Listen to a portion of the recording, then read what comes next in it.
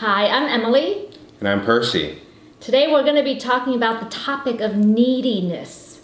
Yes, and I'm sure this has come up for a lot of people in past relationships or relationships that you wanted to happen that didn't end up happening because of neediness, or relationships that you had trouble getting over because of your neediness for that relationship. Yeah, I think all of us have been guilty in some way, shape, or form of neediness.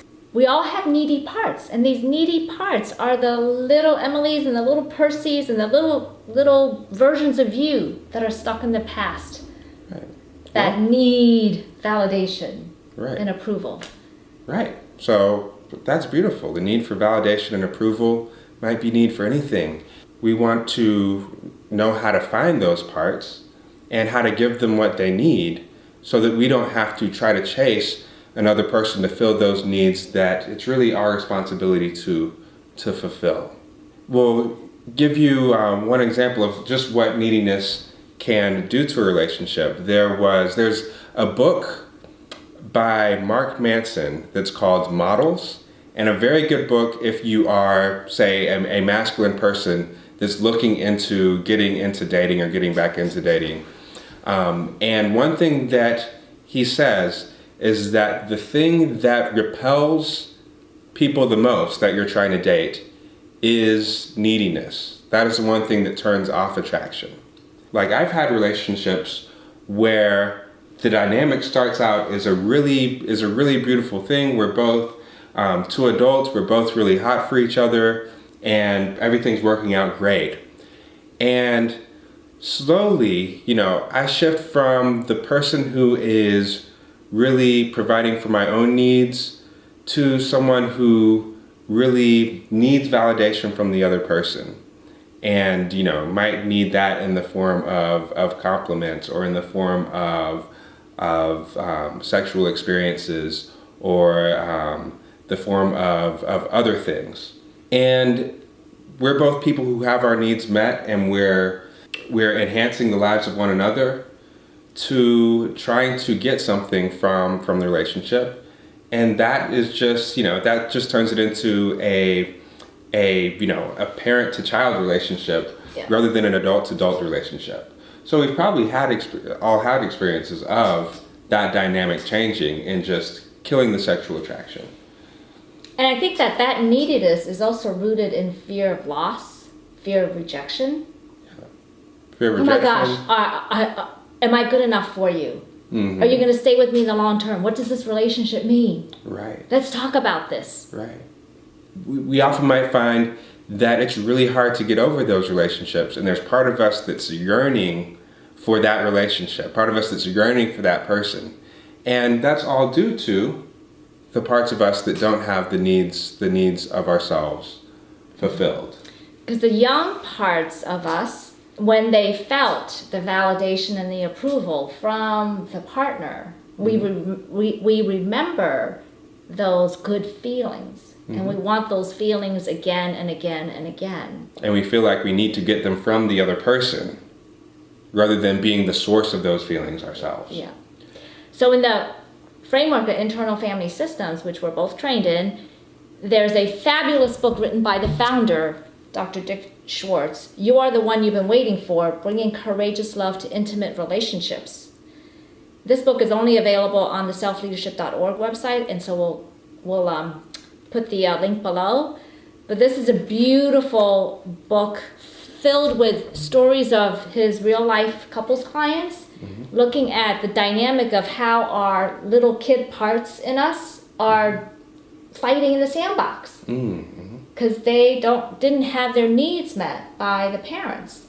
You end up in a toxic role play with each other, and you're pushing each other away, right, causing divorce eventually and breakups. And it's all because the little girls and the little boys inside of us have not been healed by the highest version of who we are today, which is the self. And we all have that self inside of us that can reparent these wounded parts of us, which we all have. They could be little traumas or big traumas. Even if it's just the way your mom or dad looked at you when you got a B instead of an A on the report card. They didn't say anything, but that look can really do damage, especially if that look is done over and over again, or you being compared to your sibling, and sly little comments. Oh, how are you ever going to get into an Ivy League school if you get B's? Little things like that. They mean well, but those are the parts of you that have not gotten the approval that you needed from caretakers. So those parts of you are frozen in the past, seeking redemption, wanting approval. When is somebody finally going to say that I'm good enough? So when we meet a romantic partner that's giving us all sorts of compliments and gifts, and it's like, gosh, we're finally good enough and smart enough. This is what I always wanted. I always wanted someone who could give me that sense of approval and being okay just as I am, which is a really beautiful thing to have. Because we experience that kind of approval, this is the partner that I have always dreamed of. I love him, I love her.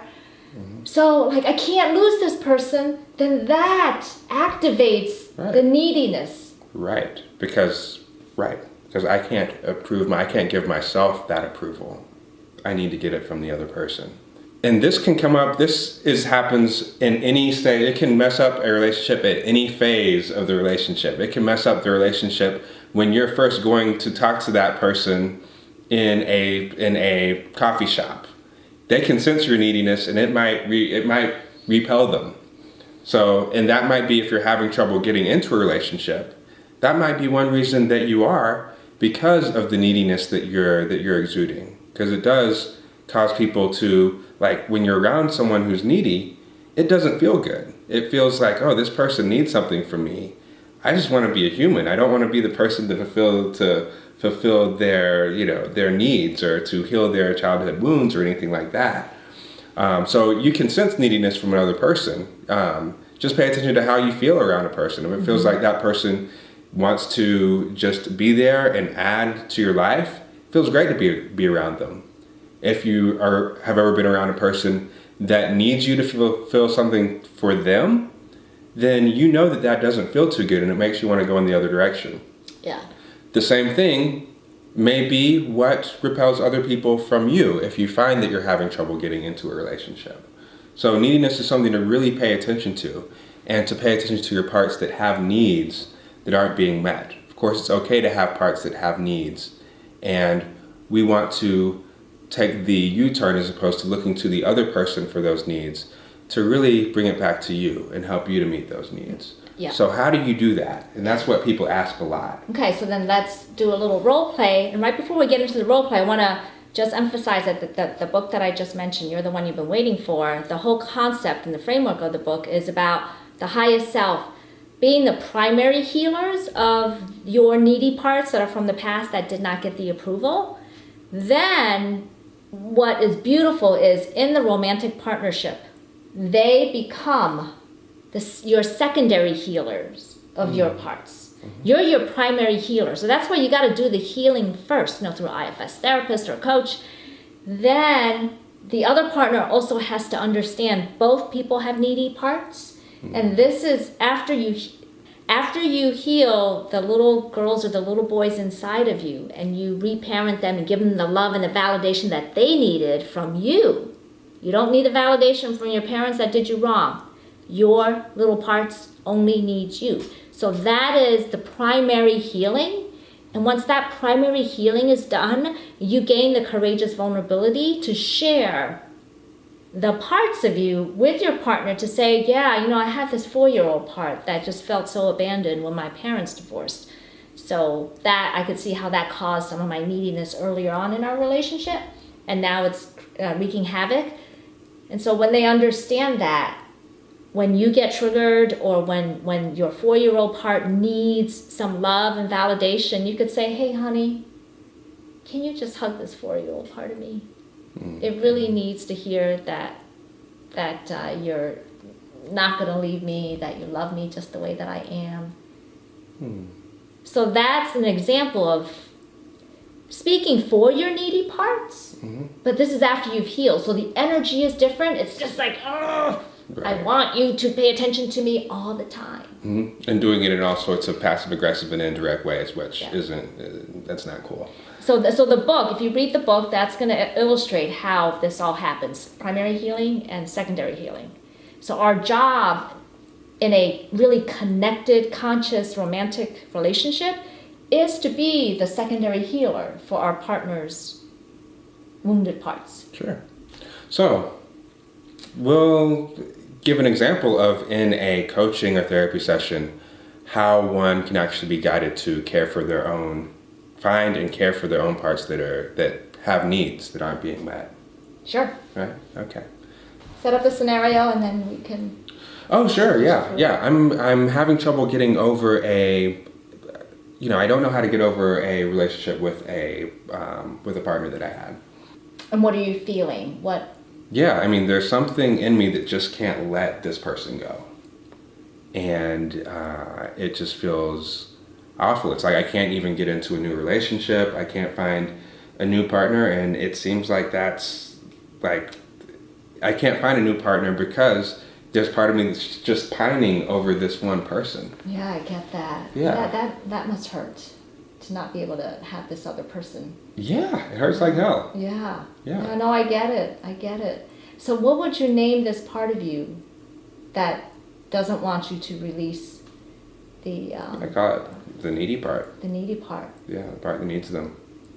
When you think about this part, Mm-hmm. do you feel it somewhere in your body? Yeah, I do. Where do you feel I it? do it. I feel it around my throat. And it feels like it's kind of reaching, it's hurting, it's just reaching for that other person. Okay. So it's trying to get your attention through your throat. So see if we could separate out a little bit and give it a little space and see if you could ask this part of you to get in front of you. Okay, it's separated a little bit now. Okay. Does it look like anything?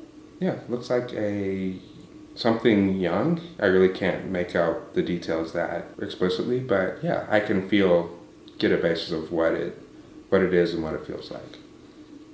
So how do you feel towards this part? This young part, this young needy part? I feel annoyed Annoyed. at it, yeah. Can you ask the annoyed part to give you some space and step aside so that you could get connected to it in a more compassionate way? Yeah, why would I want to do that? Because it's messing up my life. It is messing up your life. I get that. So what we want to do is for you to befriend this part of you, because this part has a message. And we need to befriend it so that it can help you not mess up your life.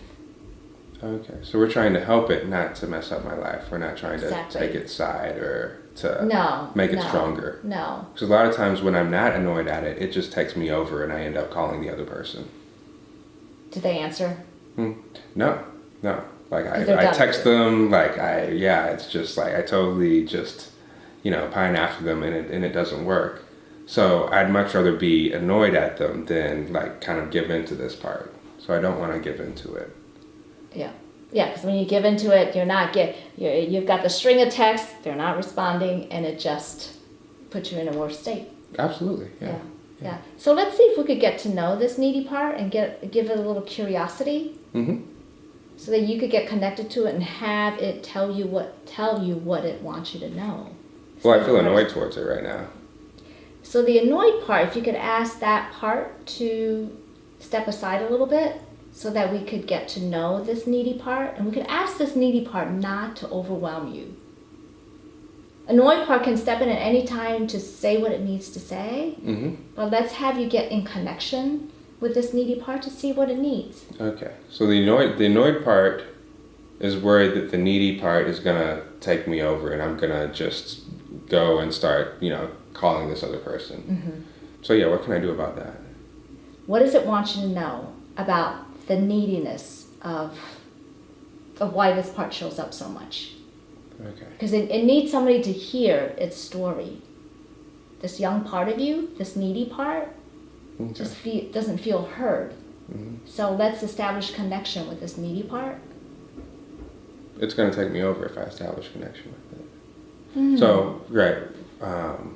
It's going to take over right now? Yeah. Maybe I'd like to interact with this needy part, but I'm feeling too annoyed at it. Okay. And the annoyed part really doesn't want to step aside because it knows that this needy part is just going to take me over. Yeah. Can you let this needy part know not to overwhelm you? So just to ask it not to overwhelm me when we try to get Is it willing? Is it willing to not overwhelm you? Okay, let me ask it. Yeah. How are you feeling towards this needy part now? Still feeling annoyed at it. What's the annoyed part concerned with? The annoyed part is concerned that the needy part's going to overwhelm me. It still has that concern. Yeah. Let me ask it if it heard me. Yeah. Okay, so I'm just going to tell the annoyed part that the needy part has promised not to overwhelm me.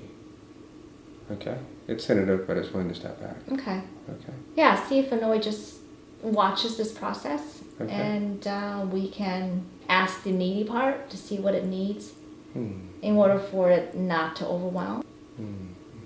Can you ask needy what it needs so that it can stay calm and not overwhelm?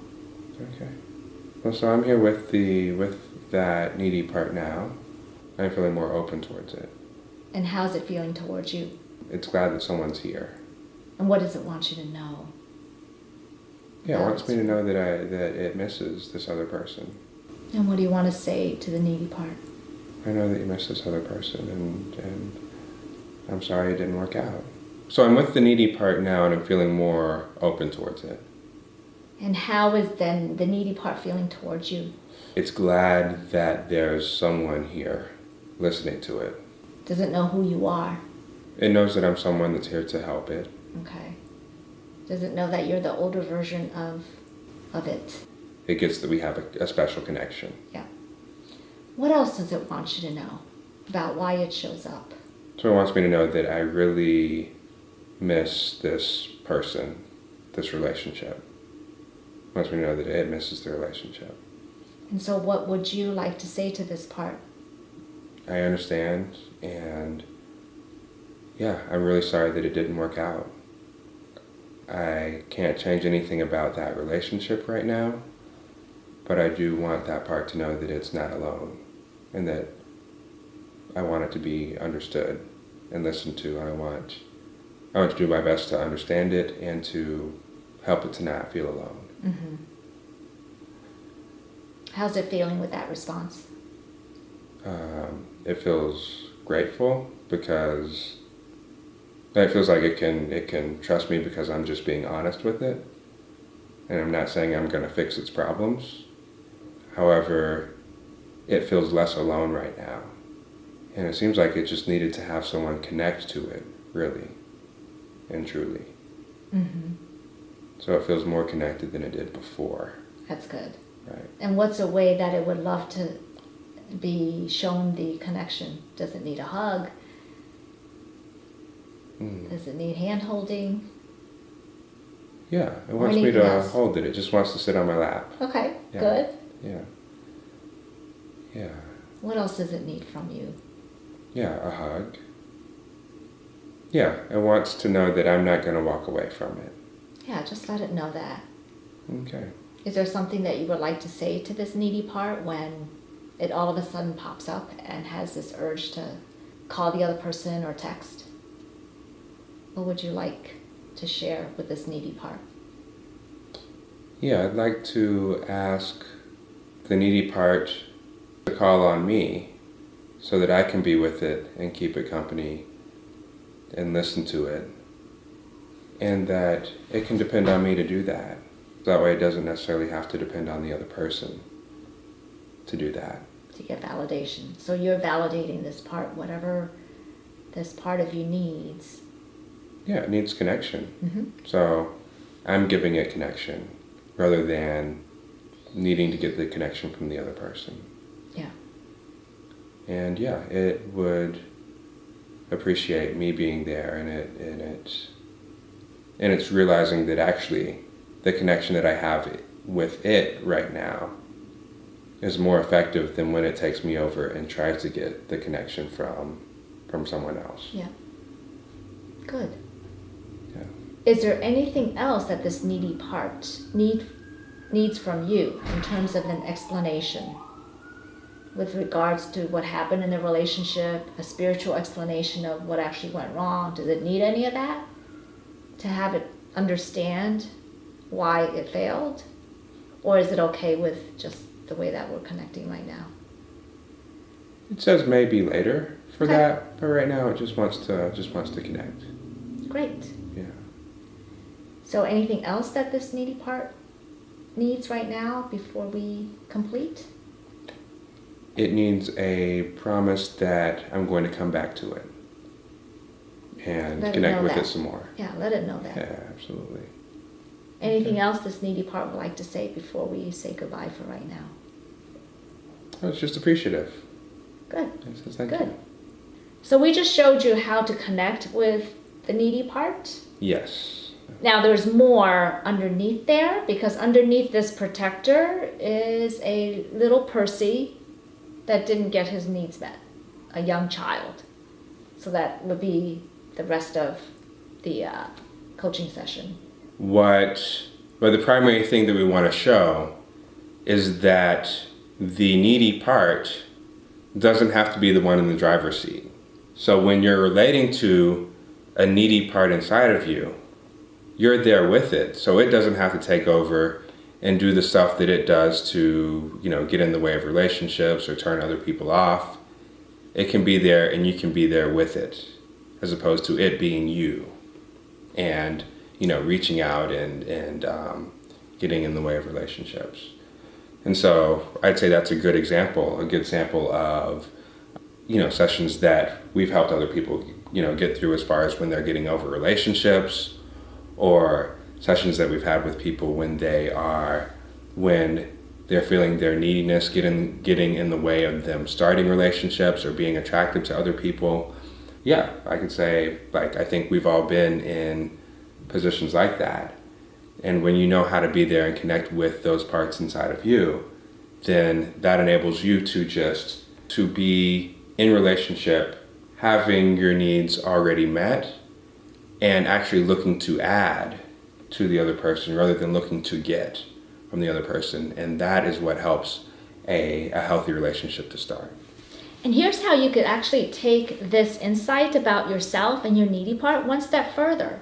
If in the good news of a few months later, this other person that you broke up with contacts you again because they still feel connected and they want to get back together. It's possible, yeah. It's possible, and that has happened on many occasions in most of our lives. Usually does. Yeah.